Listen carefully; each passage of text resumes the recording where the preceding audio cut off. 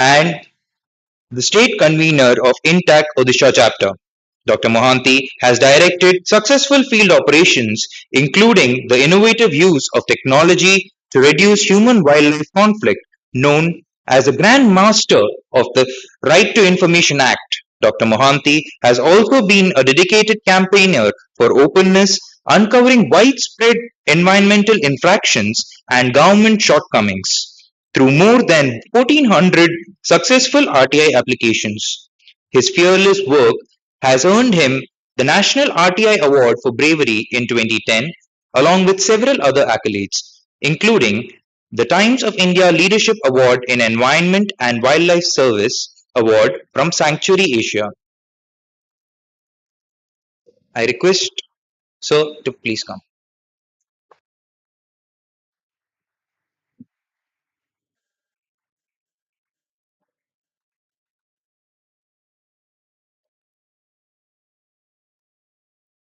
Yeah, this one, full screen. I just have to press. How does it run? Okay. On the left. Uh, is the time now? Yes, good afternoon. Thank you, Xavier's University, for inviting me for these talks. I'm delighted. I'm always, it's kind of a refreshing change from my normal activities to interact with students, which I always look forward to. And I'm happy to be here. So I'll be talking about olive ridley sea turtles of Orissa. You must have heard of the olive ridley sea turtles of Orissa, which has put the state on the global map because we get almost 50% of the world's population, which will be some a few lakhs, at least nearly a million turtles come here every year for nesting and breeding and nesting. So this is the smallest of the marine, seven marine species of the world, and five species visit Orissa, India's coast. And they actually come from Sri Lanka coast and stay in Orissa coast for about 8 months. They also visit Costa Rica for mass nesting, which is alternative nesting site in the world. There are two mass nesting sites in the world right now, Costa Rica and India. There is no third mass nesting. The third mass nesting was actually the Mexico coast, but that is kind of lost nowadays. Turtles are not going there in large numbers. So in Orissa, we have them in throughout the coast, but they usually congregate for mass nesting at these three sites: Gailmata Marine Sanctuary, Devi River Mouth, and Rishikula River Mouth.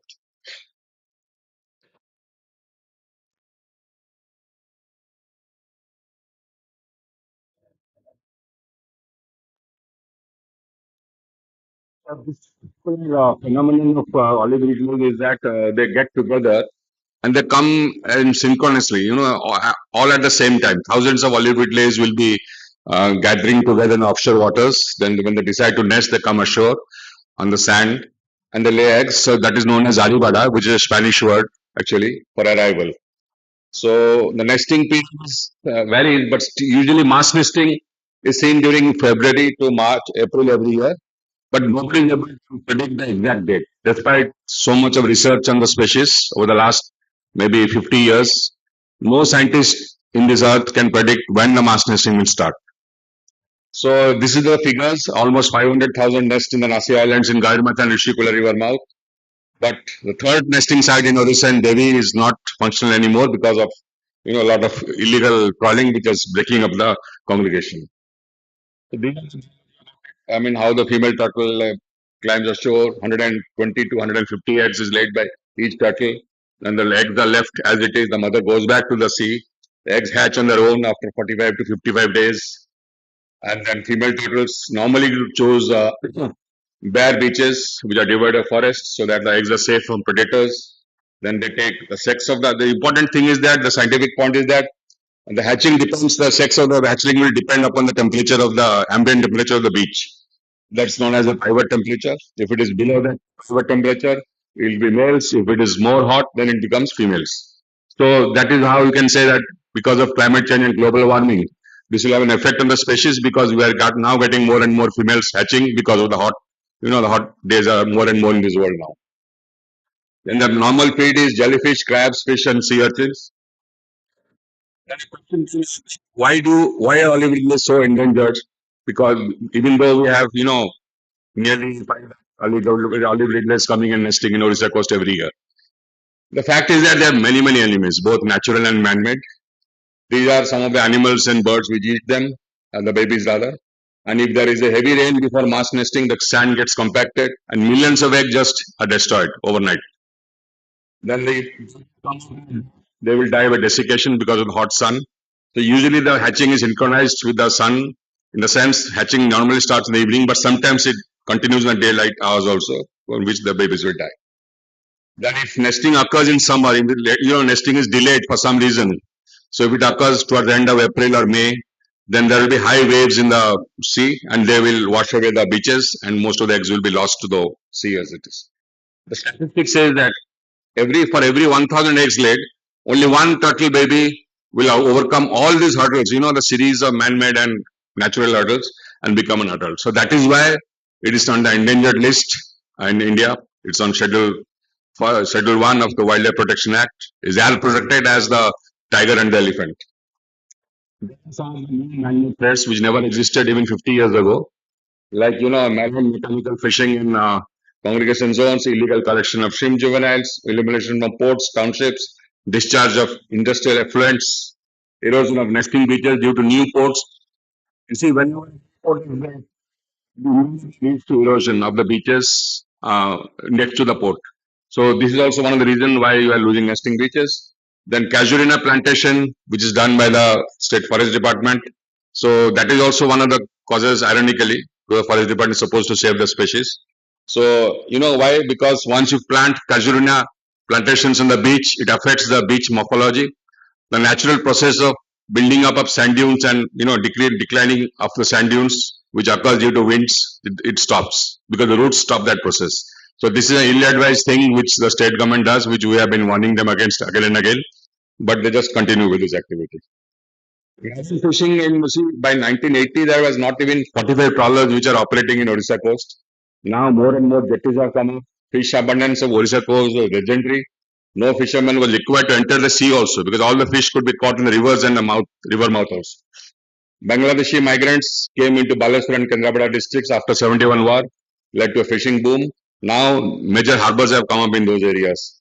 And the turtles coincidentally arrived during the peak fishing season in winter when commercial species like prawns, Indian shaddies, hilsa, and pomfrets, spearfish, these are all caught. So it coincides with the fishing season. So these are some of the figures which you can just assess the growth of the marine fishery industry in Odisha. 1981-82, it was just 35,655 metric tons catch. Now it is 201,245 metric tons in 2021-22. So the decadal growth is there, 171% first decade, then 119%, then 0%, then 87% in the last decade. So in the last 40 years, you can say the marine fish catch has grown by 5.75 times. So the sea is same.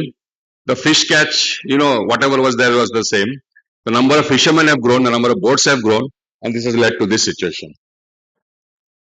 So why do turtles die? Because they die because they are trapped in the trawl and gill nets cast in congregation zones. There is a device which has been invented to allow them to escape from trawl nets, which is turtle excluder device, and that is supposed to be fitted in every trawl net in India as per law, but that is not being complied with, and so the turtles die when they get caught in trawl nets. But there is no device for gill nets. There are two types of nets. One is gill net, which is floats, and trawl net, which is dragged on the bottom. So gill nets, if they are cast in a congregation zone, all the turtles, whichever turtle will be swimming there, they will caught and they will die because there is no device to allow them to escape. So the figures say that over the last 20 years, over the last 2 decades, at least 200,000 dead turtles have been washed ashore in Orissa coast. These are the counted figures. Almost same numbers have been washed away in the deep sea, which are not counted. So some graphic cases we have noted in the past is that one case was 202 dead turtles washed ashore in 2002 at Devi River mouth. I was present. I took a photograph of that. I'll show you later. And these are some of the pictures of the turtles. This is one female crawling up the nesting beach. You see, the males don't come ashore for nesting. Very rarely you will find them. Only the females will come. Until now, we also don't know the ratio of the males to females. We don't know how many males. It may not be 50-50. It may be distorted. Maybe there are more males than females, or maybe there are less females than males than females. We don't know. So these because the males are always in the water. This is a turtle preparing to lay a nest, dig a nest in Rishikula River mouth. This is a mass nesting in the daytime because if you would have stood at this site in the night, you would have a difficulty in finding a place to stand also because the entire beach would have been covered. Pair of nesting turtles. This is a, you see there are two injuries on the carapace, the shell of the turtle that's caused by fishermen when they try to release it. The turtle when she's caught in a net, they break it. They give blows with axes and all that. So that is the injury. Which are actually very soft and leathery. You see, it's not possible to keep poultry, normal chicken eggs in such a bucket without destroying them. But turtle eggs are very soft and a leathery kind of thing. They're not hard shell, so you can collect them like this. So these hatchlings, which are entering the sea at dawn, they would have hatched in the night, and they crawl to the sea, and they are oriented by the starlight on the horizon. So that is what attracts them to the sea. This is one hatchling with just single hatchling that emerged from the nest, which is around 1.5 feet deep. This turtle is not a very common species in Orissa coast, but it does come, and sometimes you get pictures of them from our boys in the field. An experiment was conducted. First time it was done in 2001, 24 years ago, by Wildlife Institute of India, which is an autonomous research organization of Government of India. I was a governing body there, member for 7 years there. So we put some satellite telemetry instruments on turtle backs, fitted them with some glue, and we tracked the signal. So these are the movement paths you can see, all the turtles. And unfortunately, I think we tracked some 10 or 12, and then we lost track of some of the satellite telemetry. They were designed to last for a year.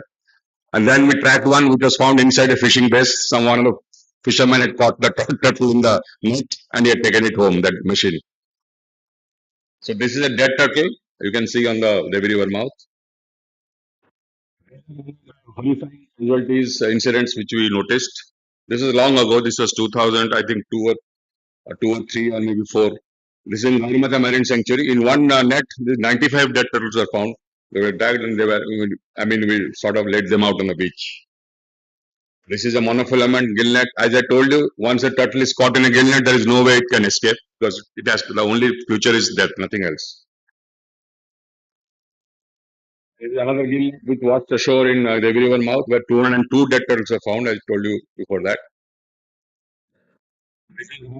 This is a trawl net. So when you raise the net, when you put it in the congregation zone, the turtles get caught. If there is no TED, if there is, then they can escape. So they won't be caught. But the fishermen are not reluctant to use TEDs because they claim that we lose catch of 5 to 7%, which is a fact. But that catch is negligible compared to the life we'll be saving if you hit the TED. This is a single monofilament gill net. There are two different types of nets you have to remember. One is gill net, one is trawl net. This is gill net, which floats on the surface. This is again a trawl net where 20 and 30 turtles can be trapped in a turtle net in one trawl when you put it inside a congregation zone. These are some of the eggs. Breeding females are usually caught and they die. This picture I wanted to show you. Gentleman sitting on the right, forest department forest guard. He's a very brave forest worker. He was killed. We have the forest department patrolling teams have to often fight armed fishing trawler, mafia kind of people from Bangladesh also, from West Bengal also. They come and fish inside a marine sanctuary where it is prohibited to fish. And when they're face to face, then they start firing.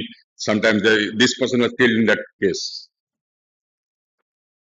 This is me trying to say because what happens when the turtle is inside a trawl net for more than 45 minutes, it will drown because they are surface breathing animals. They have to surface to take oxygen. They are not like fish which can take oxygen from the water. So if any turtle is caught towards the last end of the trawl cycle, which is maybe last 15 minutes before it is raised to the surface, then there is a chance of revival. So we try to revive it and put it back into the sea.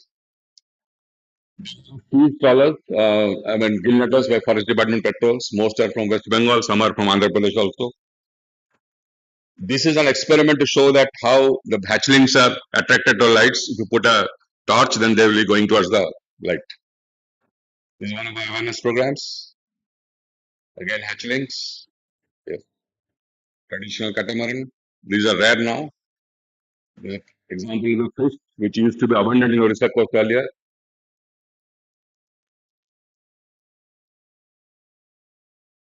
Thanks. That's all. Thank you.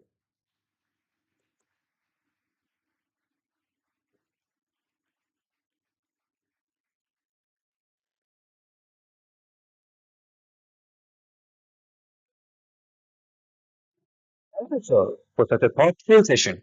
Your passion for the preservation of marine life beautifully resonated with the audience while aligning with the newest issue of our magazine, Paritran.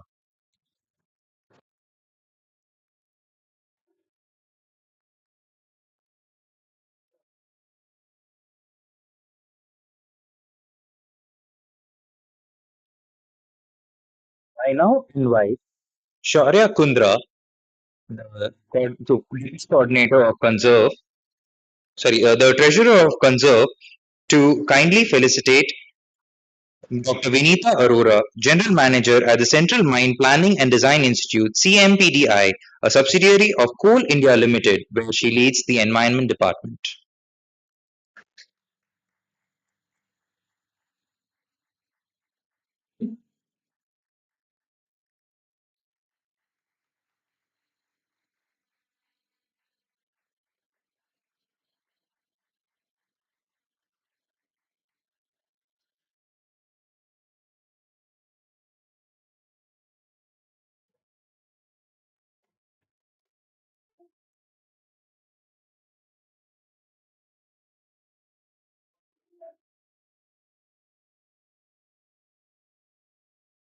Final speaker for the morning session, I am honored to welcome Dr. Vinita Arora. Dr. Arora is a seasoned environmental professional with over 35 years of distinguished service in India's coal sector. She currently serves as the General Manager at the Central Mine Planning and Design Institute (CMPDI) Regional Institute 7, Bhubaneswar, where she leads the Environment Department. CMPDI, a premier consultancy and subsidiary of Coal India Limited, is an organization that plays a crucial role in advancing India's energy security while embedding sustainability in the mining sector. Throughout her career, Dr. Arora has spearheaded several landmark initiatives in environmental governance and policy. Her expertise spans the review of Government of India's policies and legislations, fly ash management, mine closure planning, carrying capacity studies, sustainable development,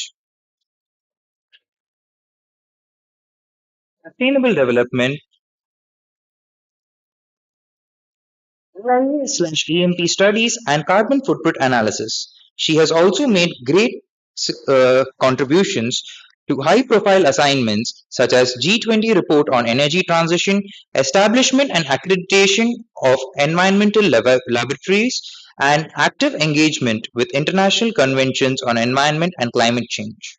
Welcome and thank you, ma'am, for being with us today. The stage is all yours.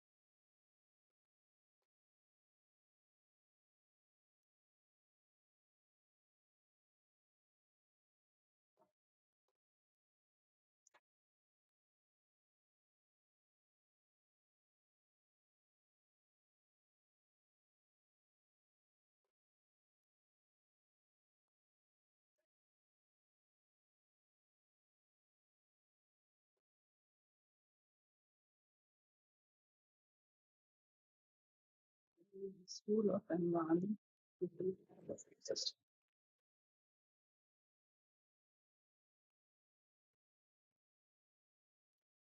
you. Uh, Good afternoon, everyone. A big thank you to you all for gathering out here. Thank you to XIM and School of Sustainability in particular. And a big thank you to Dr. Sutapa Pati. She's here. Ma'am, you're here? I can't see her. Yeah. So I happened to meet her very recently, on the World Environment Day, where I invited her over to my institute. I'd heard so much about her. So that is how I met her first. So in that linkage, I'm out here now today. And I'm sure Dr. Pradhan and Dr. Mahanti and whom I heard, I couldn't hear Dr. Pradhan. Matlab they must have delivered lectures, very much to the like app for biodiversity. Mine is a little different from it. Meaning to say, like mining, coal mining. I've been in this industry for long now, as he rightly said. It's more than 34 years now. And slowly, when I did my environment sciences and then PhD and I joined this industry, I thought I was working for environment. I would be working for environment rather. But when I joined this industry, environment was a very new system to this industry. And more everybody rather concentrates on coal mining. That is the primary, the saying of the coal industry. So slowly we had to pave our way into this industry. That's what I'm trying to tell you here. Trying to set the environment right. The coal mining actually does a lot of havoc to the nature. So we try to set it right, and we have to get a clearances, the environmental clearances for all the projects, the forestry clearances. Without that, you can't operate the mine. So that's where we come into play. And I think, by and large, being in this industry for so long, the environment, lot of environment young, uh, boys and girls have joined who are specialized in the field of environment, and we have really set a way for ourselves. So here I am trying to actually tell you, how we try to convert the mining areas to meadows, that is reviving biodiversity. It is not exactly on biodiversity, as Dr. Mahanti has rightly, so well, the thing presented his lecture. So I move on.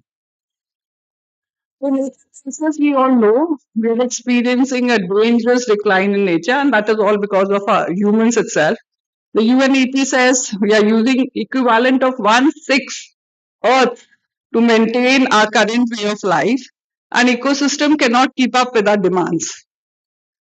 IPEBS says 1 million of the world's estimated species of plants and animals are threatened with extinction. It further says 75% of the Earth's land surface has been significantly altered by human actions. 66% of the ocean area is impacted by the human activities, including from fisheries and pollution, as Dr. Manti was showing. Close to 90% of the world's marine fish stocks are fully exploited, overexploited, or depleted. Our global food system is the primary driver of the biodiversity loss, with agriculture alone being the identified threat of 24,000 of the 28,000 species at risk of extinction. Agricultural expansion is said to account for 70% of the projected loss of terrestrial biodiversity. Land resources, soil, water, and biodiversity provide the foundation for the wealth of our societies and economies. They meet the growing needs and desires for food, water, fuel, and other raw materials that shape our livelihoods and lifestyles. However, the way we currently manage and use these natural resources is threatening the health and survival of many species on Earth, including our own, like we ourselves. So, climate change, biodiversity loss, land use change, and geochemical cycles are directly linked to human induced desertification, land degradation, and drought. If current trends persist, the risk of widespread, abrupt, or irreversible environmental changes will grow. Land restoration is essential and urgently needed. It must be integrated with measures to meet future energy needs while drastically reducing the greenhouse gases emissions, address food insecurity, water scarcity, while shifting to the more sustainable production and here we land and sea, two major uh, things on which we survive, the humans survive, they are actually destroying. I mean, if you agree that man is the major pollutant on this earth, the only pollutant rather. Okay. So now a little brief on the energy sector where I work on. Commercial primary energy consumption in India has grown by 700% in the last 4 decades. The current per capita commercial primary energy consumption in India is well below that of the developed countries. So we need energy. Okay. Driven by the rising population, expanding economy, and a quest for the improved quality of life, energy usage in India is expected to rise. So you do need coal, isn't it? Now that you're sitting here, you're using the AC, you're using the light, you're using the energy, so you need coal. Yes or no? How many of you say yes, you need coal? And those who say no, can I have your answers? Yes, sir. Sir will answer that.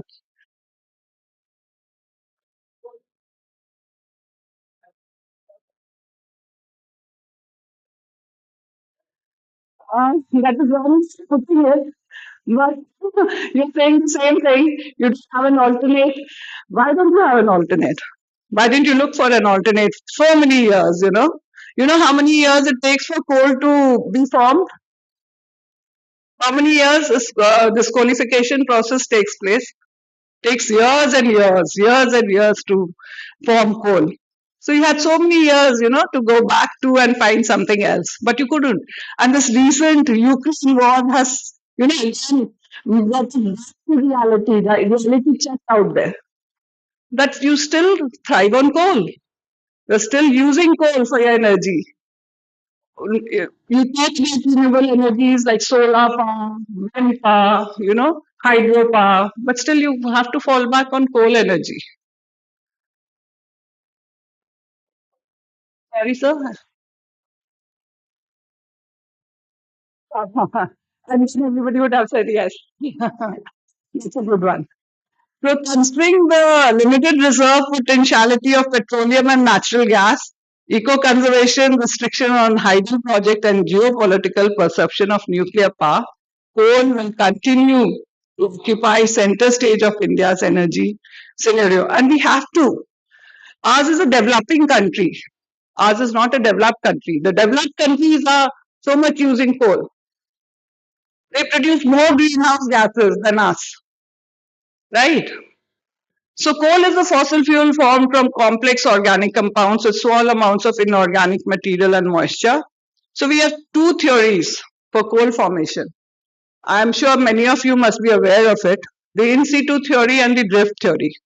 So what is in situ theory? In situ theory is vegetation grew and accumulated at the same location where coal seams are found today.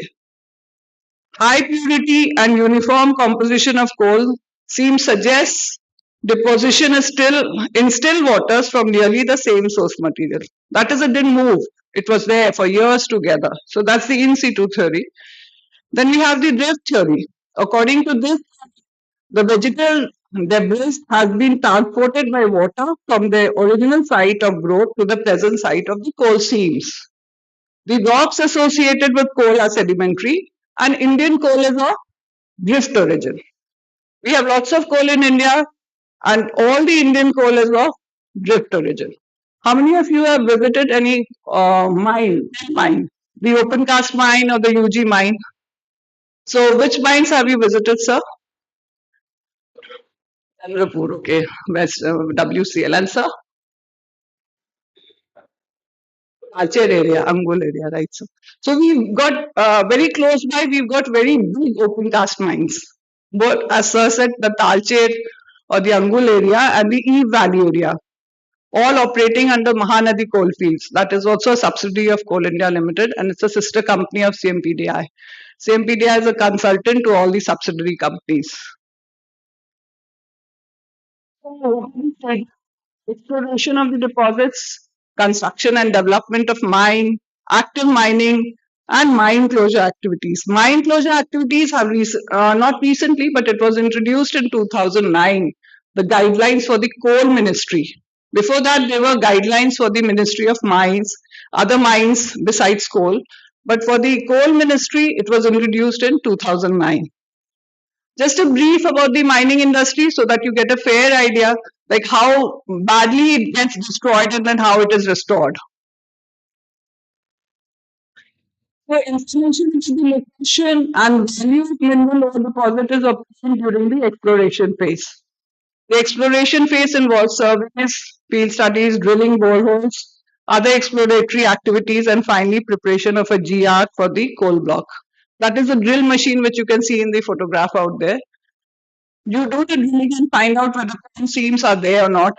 Actually, the broad survey is done by the GSI first, and then specific surveys are carried out by the by CMPDI, and there's another company also, MECL. So the GSI ascertain the viability of the project, and the project proponent may begin to plan for the development of the mine after getting the PR or the mining plan made. This phase of mining project has several distinct components like the site preparation and clearing of the vegetation, construction of roads, mining infrastructure, residential colonies. Please mind that line, clearing of the vegetation. So statutory approvals are required like the environment clearance and the forestry clearance. You need to take consent to establish, consent to operate from the pollution control boards. So the active mining phase involves extraction of coal either through open cast or underground mining, methods of combination of both depending upon the geomining conditions and provision in the project report. So Sir said that he's seen an open cast mine. Anybody who has seen a UG mine has gone into a UG mine, underground mine? Which one? Sorry? Bajrat. You, sir? I can't hear you. Chinakuri, okay. So I myself, when I joined this industry, I went into, I had never seen a mining, any mine for that matter, open cast or UG, anyone. So I was, that the females are not allowed to go into UG mines when I joined in 91. So I told my seniors that I also want to go in. They said, नहीं नहीं, you're not allowed. I said, नहीं जाऊंगी मैं, जाना है मुझे. So they said, okay. They let me go in with my colleagues. It was a Churi mine in the Jharkhand area, the Central Coalfields Limited, Churi mine. It had an incline of 1:4. It had a steep incline. जाने को तो चली गई मैं बहुत अच्छे से. I trod it in very happily. And then I kept on moving, till the end of the mine. We had those lamps on ahead. And it was a nice experience.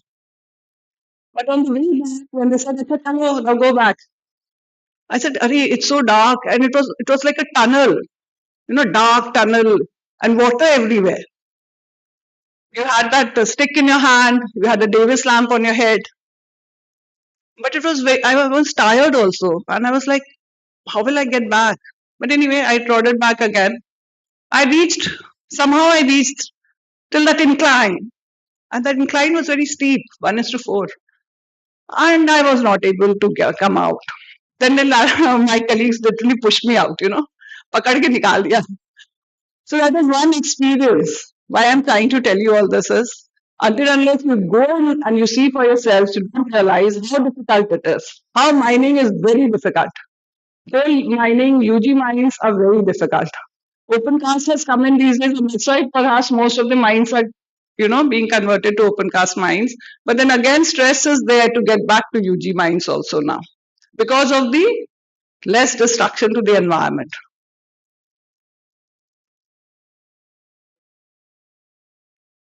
5 minutes is too less, beta.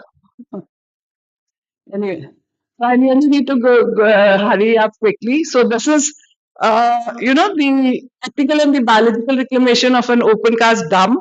Now I have to just skip through all my this thing. Biodiversity, I'm sure, so must have explained very well in the morning. So I am not going to go. But restoration of biodiversity is one thing I would like to talk about. What we do in the mining industry.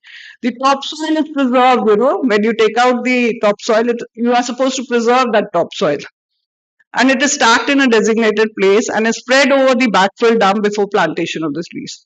So when we mine out the coal seams, what we do is we do backfilling, parallel backfilling. Earlier, what was happening was I don't know how many of you know what is overburden material now. Overburden, you first intercept the overburden. The soil is the overburden. And when you remove the overburden, you find the coal seams out there. So this overburden was stacked outside earlier. And there are huge dumps, some height of say 110-meter dumps. And जाके देखा तो लगा ये तो पहाड़ है. The first open cast mine which I visited, Pipperwar, I felt, oh my God, all these are mountains out here. But then they told me, no, these are not mountains. These are overburden dumps.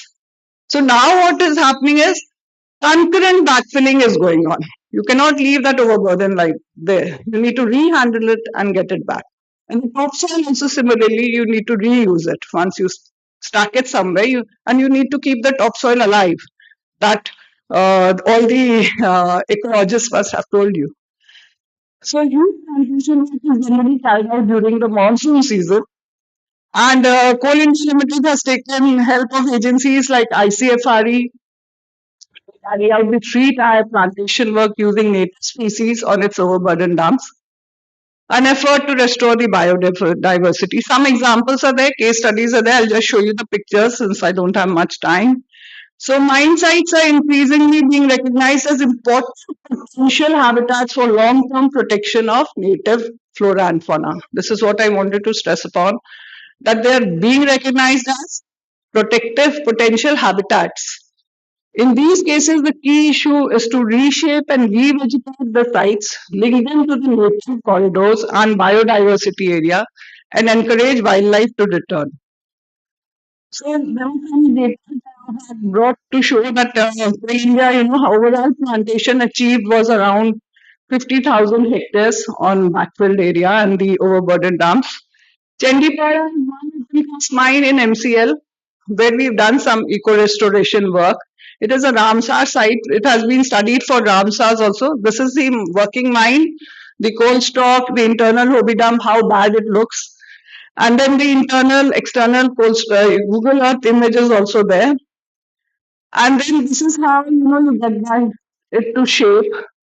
And some of the species that you can find which are now present there are the macrophytes, the phytoplanktons, the zooplanktons, avifauna, reptiles and amphibians, insects and other invertebrates. Some of the common that Chandipara area is black dragon, common kingfisher, all the names you can see over here. This is one success story of Coal India Limited with the help of ICFRE. This is what we inherited.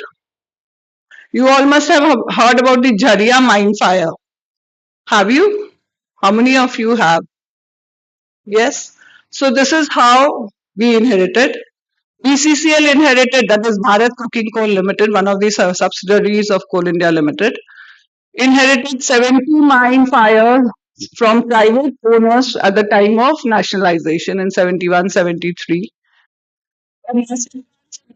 Fire subsidence and rehabilitation in the leasehold of BCCL was approved by the cabinet on the 12th August 2009.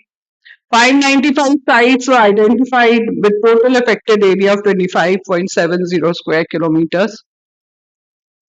To control the fire, blanketing, stowing, nitrogen flushing, compaction with water pool, everything was tried, but nothing worked. Everything was short-lived. So the only way, the fire could be controlled was excavation of this fire was one of the methods which worked. So you can see here excavating out fiery coal, concurrent reclamation and covering with soil cover, the topsoil, the grassing, and the Gokul Eco Natural Park. That is the last stage. But this is not so easy as it shows here. As it, just take out the fire, put the topsoil, put the plants out there, and then you can have a good, very good Gokul Eco Park. It's not so easy. It's like, how it's like this. You do the physical reclamation, fencing and weeds removal, mulching over slopes. Actually, people tried so much. They couldn't really figure out. The plants wouldn't survive on the Gobi dumps. Those OB dumps were stacked for so many years outside. They lost their productivity. The topsoil was bred. So nothing was working. Then slowly, it was developed with the help of research. ICFRE was called upon. There's one Professor Babu, I don't know how many of you have heard of him. He was brought into the picture. And after much work and much research, much pains, I should say, it was slowly established back. So the mulching over the slopes, seed ball preparations. The seeds were, balls were made and they were just on the OB dumps. Some of them survived, some of them didn't. Then sapling plantation, establishment of tree tire, ecological restoration, and of course the biodiversity came in. So this is seedling planting, direct seed broadcasting, seed seed ball broadcasting, and then you have the plants out here and the biodiversity. So we have three tire plantation out here. 1 minute more before you come to me. So we have the three tire plantation out here.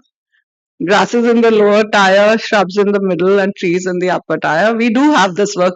If any of you are interested, you can please go and see for yourself in this Tetulmari Sijua area of Bharat Coking Coal Limited.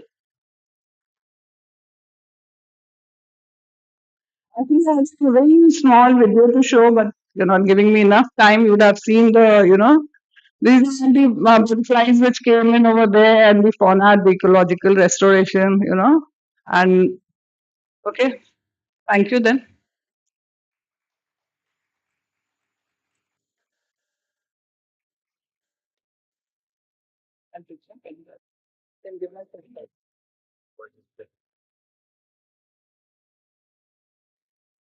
Thank you, ma'am, for such an informative session about nature crisis and the anthropogenic stress on nature due to energy requirements. Also, the stages of coal mining and its environmental impact. Now, due to prior commitments, one of our esteemed speakers, Ms. Nivedita Narula, will be leaving early and on behalf of the School of Sustainability, I extend our sincere gratitude to ma'am for joining us in delivering such an impactful session. May I have a round of applause, please?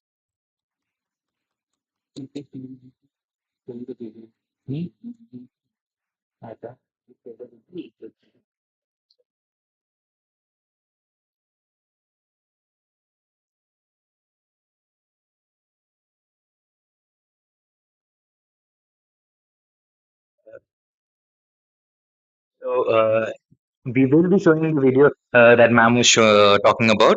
Just a moment.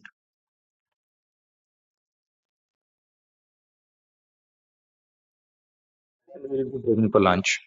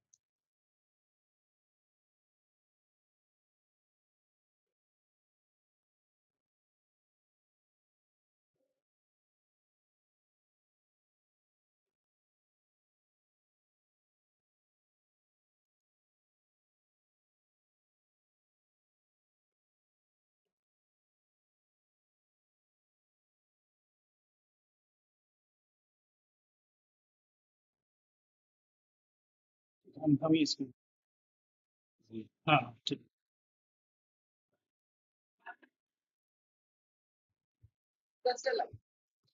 Yesterday we came back from an EAC meeting. EAC meeting is the Environmental Appraisal Committee meeting for a project known as Integrated Lakhanpur Belpahar Lilari, a mine of MCL, a mega mine of MCL rather. So we showed this video to the EAC members. So I just thought of sharing this video. You can see the mine leasehold boundary also out here and all the other details. thank you ma'am. This is one of the mega mines of the NCL producing capacity of 40 MTY and different mining activity we are showing and what environmental measures we are taking over there we are showing here. These are the fixed sprinkler over the railway siding where we collect all the coal. So we are showing how we are reducing pollution over there. These are dedicated coal corridors where we have installed these fog cannons. We are looking, these are new technologies which are coming and they have a throw capacity of 100 meters. And since we cannot provide all fixed sprinkler all over there, these are haul road where we have to put these mobile water tankers and sprinklers.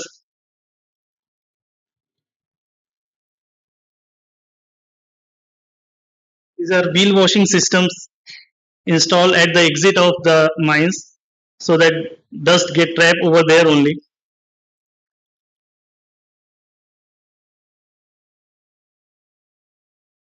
These are road sweeping machines we are using over there. These are the surface miner used for the coal cutting. So this is the machine we are using for the coal cutting. We are not using blasting for the coal excavation. Nowadays we are using this technology only. So you must have seen this ETP, STP. So I'm not going in detail with this.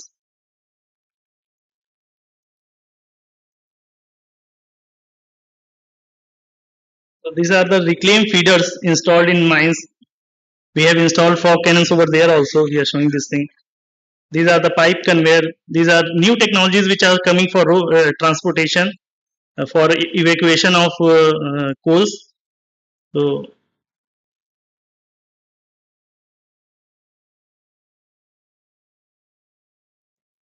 now this reclamation part is coming. How we reclaim our mines. So this is a very huge mining lease area of over 4,000, and over that 4,000 we have reclaimed 374 hectare of land inside the mines. So that reclamation part we are showing here. These are silo system used for this coal evacuation.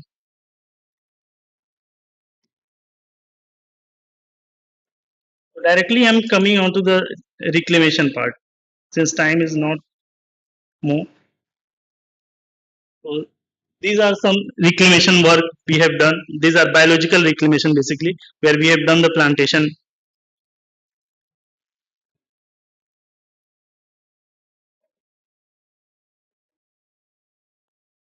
We need to stabilize those dumps. After then only we can do all this work. So even stabilization requires a lot of time. We need to backfill this topsoil over there.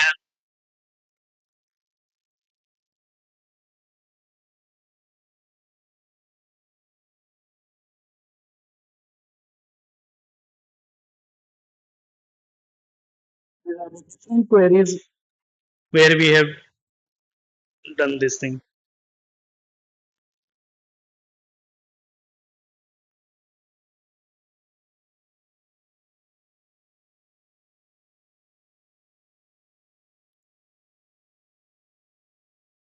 not easy to directly reclaim those mine out area because soil quality is very poor.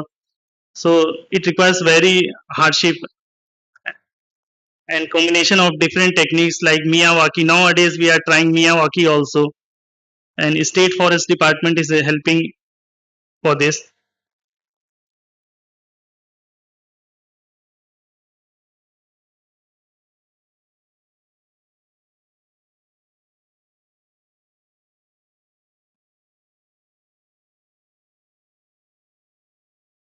All these reclaimed lands.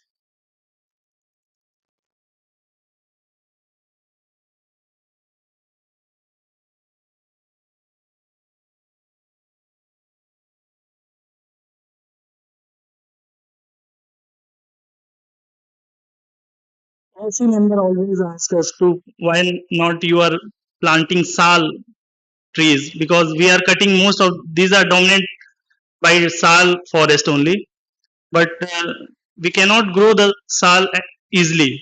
So if Sutapa ma'am and sustainability department can help us in this, then we definitely would like to work with growth of sal plantation, how we can regrow these things.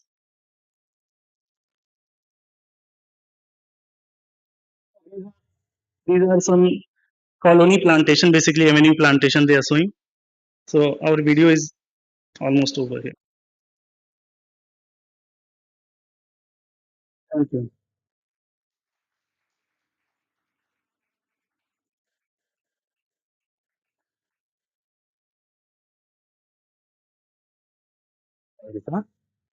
I would now like to convey my gratitude to Dr. Vinita Arora for a thought-provoking session and Mr.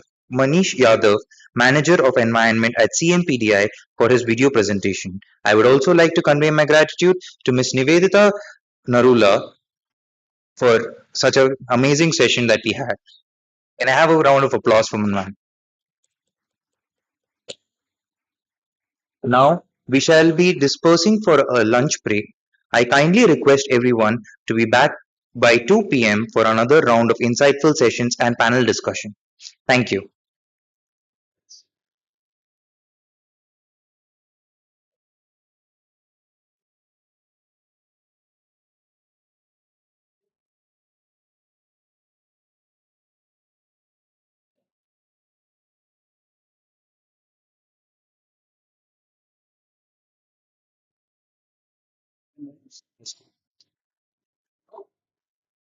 I'll just check.